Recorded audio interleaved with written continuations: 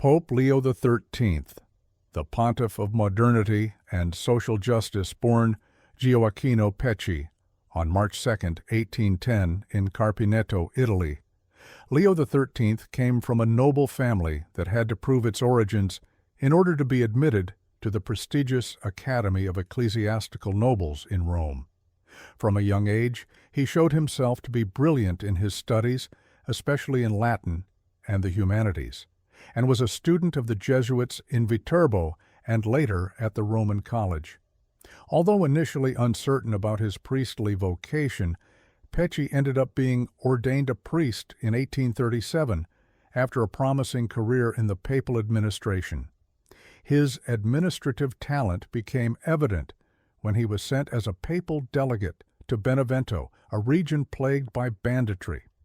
With courage, diplomacy, and firmness, he managed to pacify the region, reform the local justice system, and reorganize tax collection. He was later sent to Perugia, where he confronted revolutionary movements and initiated administrative, educational, and social reforms. Appointed apostolic nuncio to Belgium in 1843, he demonstrated great diplomatic skill, gaining support from both the Catholic people and the liberal monarchy. Back in Italy, he was appointed Bishop of Perugia, where he remained for more than 30 years. There he devoted himself to the formation of the clergy, popular catechesis, charity, and the promotion of vocations. Despite the Piedmontese occupation and the suppression of religious orders, he remained firm and prudent in the face of the new civil authorities, always defending the rights of the Church. His actions during crises such as the earthquake of 1854 and the subsequent famine demonstrated his compassionate leadership. In 1877, he was appointed chamberlain, and the following year, with the death of Pius IX, he was elected pope. He was then 68 years old. As Leo XIII, he led the Church from 1878 to 1903, becoming one of the longest-serving pontiffs in history. His pontificate was marked by refined diplomatic skills, a deep sense of social justice, and a careful openness to the modern world. From the beginning, Leo XIII dedicated himself to restoring good relations with the governments of Europe. He established agreements with Germany, France, Belgium, and even with Tsarist Russia, despite the difficulties. In 1887, he re-established diplomatic relations with Germany, weakening the effects of the Kulturkampf. In Latin America, he stood out for the encyclical that supported the abolition of slavery in Brazil in 1888. At the ecclesiastical level, Leo XIII showed great zeal for the unity of the Church. He wrote the famous document Apostolicae Curiae, which rejected the validity of Anglican orders. He restored the Catholic hierarchy in Scotland, India, and the United States, where he actively supported the development of the Church, including the creation of the Catholic University of America. His greatest intellectual contribution was the 1891 encyclical Rerum Novarum on the condition of workers.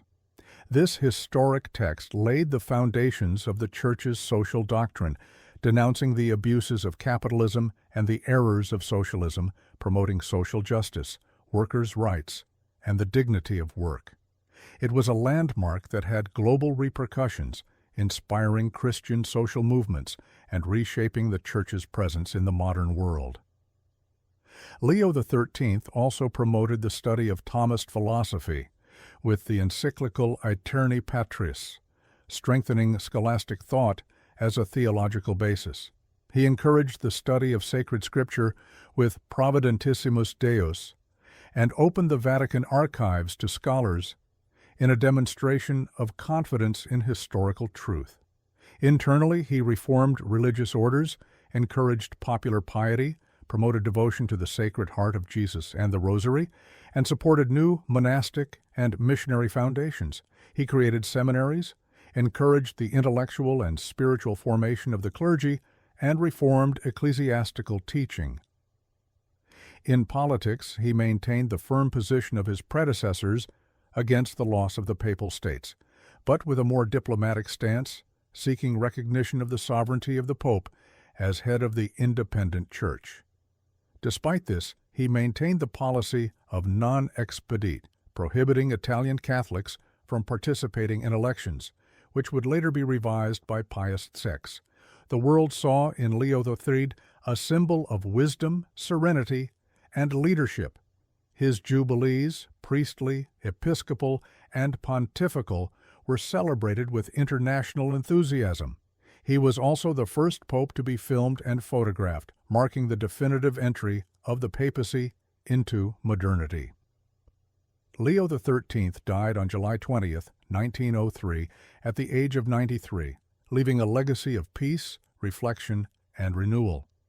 His pontificate opened the doors of the 20th century with a church that was more prepared, active, and engaged in the great human dilemmas